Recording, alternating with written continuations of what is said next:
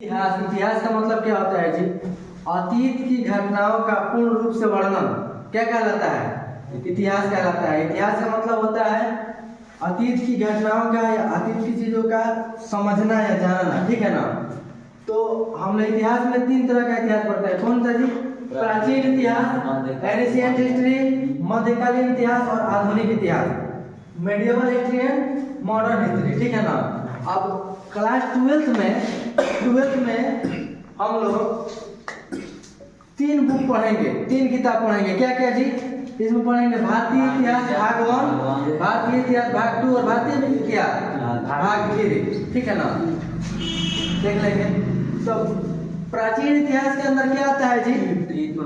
ईंट, मनके और अस्थियां, हड़प्पा सभ्यता के जिसको नाम दिया गया, ठीक ना। इसे सिंधु घाटी सभ्यता के नाम से भी जाना गया। यह सभ्यता सिंधु घाटी सभ्यता के नाम से भी क्या है? विख्यात है। इसे अंग्रेजी में इंडस वैली सिविलाइजेशन कहते हैं। इंडस वैली सिविलाइजेशन या सिंधु सभ्यता इसलिए कहा गया क्योंकि यह सभ्यता जो है सिंधु नदी के किनारे बसा हुआ है। सर जॉन मार्शल के नेतृत्व में, मतलब इसकी चर्चा पत्रिका में पहले की गई थी, वो बात आगे आएगी। अभी हम शॉर्ट में बता रहे हैं कि सर जॉन मार्शल के नेतृत्व में क्या हुआ था जी? इसकी खुदाई प्रारंभ हुई। किसकी? हड़प्पा सभ्यता की। और इसमें हड़प्पा और मोहनजोदड़ो क्या है? 2 शहर है। ईंट, मनके और अस्थियां पढ़ेंगे। इसमें हड़प्पा और मोहनजोदड़ो क्या है? 2 शहर है। हड़प्पा और मोहनजोदड़ो 2 शहर है। एक बात याद रखेंगे। इसमें क्या हुआ? हड़प्पा सभ्यता में हम लोग पढ़ेंगे।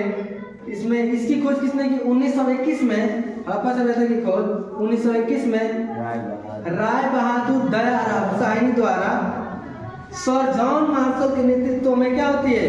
खुदाई प्रारंभ होती है 1921 में। और उसके 1 साल के बाद मोहनजोदड़ो में राखलदास बनर्जी द्वारा, ये राखलदास बनर्जी द्वारा क्या होता है जी? 1922 में क्या होता है जी? इसकी खुदाई प्रारंभ होती है। किसकी? मोहनजोदड़ो की। और मोहनजोदड़ो का अर्थ क्या होता है जी? मृत्यु का टीला। मोहनजोदड़ो का अर्थ क्या होता है?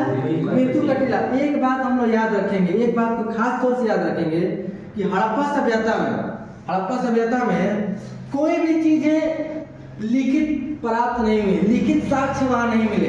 मतलब एक अनुभव के आधार पर इस सभ्यता का वर्णन किया गया।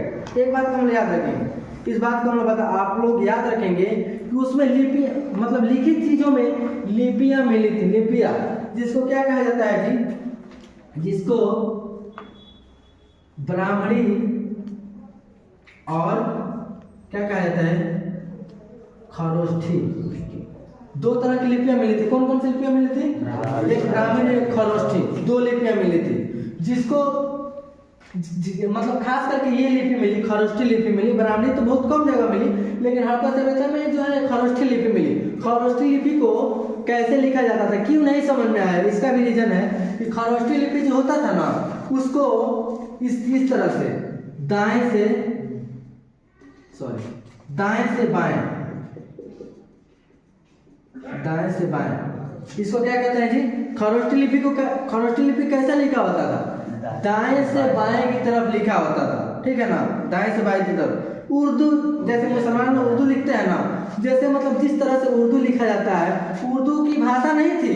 भाषा तो खरोष्ठी लिपि, खरोष्ठी थी। और उसको दाएं से बाएं हम लोग क्या करते हैं कि बाएं से दाएं लिखते हैं ना। हिंदी इंग्लिश को क्या करते हैं, या संस्कृत को क्या करते हैं? बाएं से दाएं लिखते हैं। उसी तरह से जैसे संस्कृत एक विषय भाषा है, उर्दू एक विषय भाषा है, अंग्रेजी, उस तरह से एक खरोष्ठी भी क्या थी? एक लिपि थी, ठीक ना। और एक बात याद रखेंगे कि इसमें हम लोग प्राचीन इतिहास में ही ईंट, मनके और अस्थियों के बारे में पढ़ेंगे। ईंट, मनके और अस्थियां क्या थी? जब कराची से, मतलब शॉर्ट में समझ लीजिए, जब कराची से लाहौर के बीच रेलवे लाइन बिछाई जा रही थी, हम लोग को पता है कि भारत पाकिस्तान विभाजन से पहले, मतलब पाकिस्तान भारत का ही कभी हिस्सा हुआ करता था, मालूम है ना। तो उसमें क्या हुआ ना कि कराची और लाहौर के बीच जो रेलवे लाइन बिछाई जा रही थी, उसमें क्या हुआ कि कुछ ईंटें मिली, प्राचीन ईंटें मिली, कुछ साक्ष्य मिले, मतलब कुछ पुरानी चीजें मिली। तो भाई खुदाई के दौरान तो भाई कहने का मतलब है कि मिली चीजें, तो उसमें मिली तो मतलब ऐसा लगा कि हाँ भाई देखिए, मतलब कुछ समझ में आया कि मतलब पुरानी प्राचीन ईंटें और कुछ साक्ष्य मिल रहे हैं, तो कुछ पुरानी सभ्यता लगती है, ठीक है ना। उसके बाद से पुरानी सभ्यता लगती है, फिर इसको जो है इससे पहले इसकी पत्रिका में चर्चा की गई, ठीक है ना। तो इस तरह से ये सभ्यता धीरे धीरे क्या हुआ, धीरे धीरे सभ्यता का विकास और विस्तार हुआ, ठीक है। और मनके एक तरह का जो पत्थर होता है ना, एक तरह का पत्थर जिसको हम लोग सेल खड़ी कहते हैं, इस पत्थर को क्या कहते हैं, सेल खड़ी,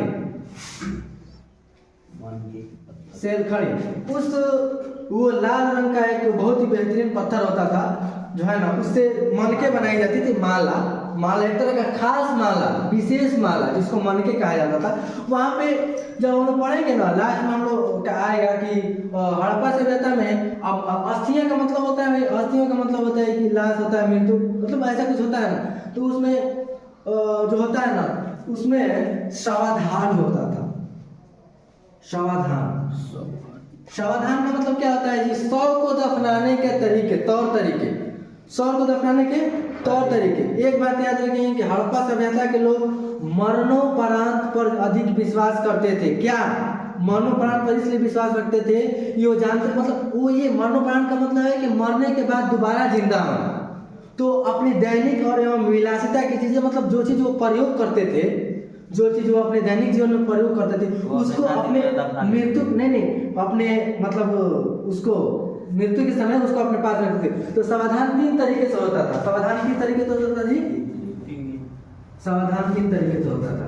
पहला क्या होता था जी, शव को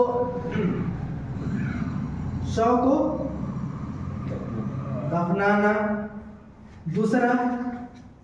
दूसरा क्या जी, हड्डियों को दफनाना, ठीक है ना, हड्डियों को दफनाना। और तीसरा क्या होता जी, जलाना, और जला के जले हुए राख को दफनाना या बहा देना, ठीक है ना। तो उसमें 3 तरह का बात होता था। समाधान के 3 तरीके होते थे।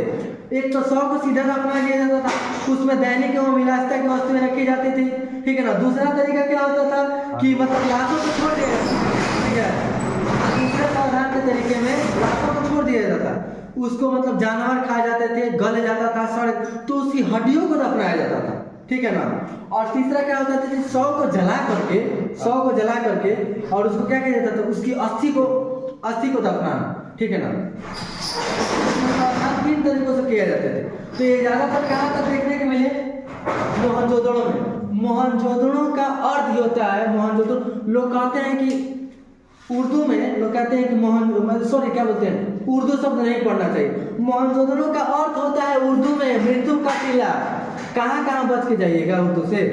मोहनजोदड़ो का अर्थ होता है क्या, मृत्यु का टीला। और एक खास बात,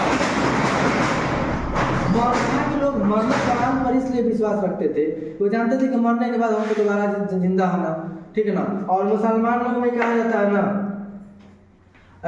वो क्या बोलते हैं, आमन्तु बिल्लाहि व मलाइकतिहि व कुतुबिहि व रसूलिहि वल यौमिल आखिरि वल कदरि खैरिहि व शर्रिहि मिनल्लाहि तआला वल बाशी बादल मौत, ठीक है ना। मतलब ईमान लाते हैं और बाशी बादल मौत का होता है कि मौत के बाद दोबारा जिंदा किए जाने को, ठीक है। 3 सब चीजों के हम लोग बारे में पढ़ लिए। आगे हम लोग इसी में पढ़ेंगे, प्राचीन इतिहास में पढ़ेंगे राजा, किसान और नगर, ठीक है ना। ये राजा क्या थे, मतलब वहाँ की क्या मतलब मुद्राएं थी, क्या तौर तरीके थे, आगे पढ़ेंगे। खास करके हम लोग को जितना जानना था, लेकिन सबसे आप लोगों को खास जानकारी बता दें कि बहुत ही इंटरेस्टिंग चैप्टर है हड़प्पा सभ्यता, ईंट, मनके और अस्थियां, ठीक ना।